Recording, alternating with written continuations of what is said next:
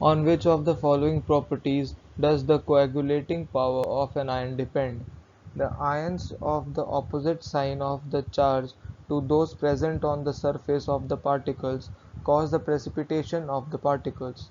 Thus, positively charged ions of the electrolyte will coagulate negatively charged particles.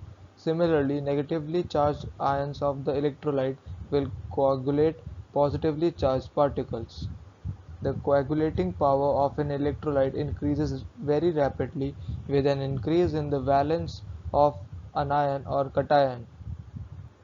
Therefore, the coagulating power of an ion depends on both magnitude and sign of the charge on the ion, and hence the answer would be option number 2.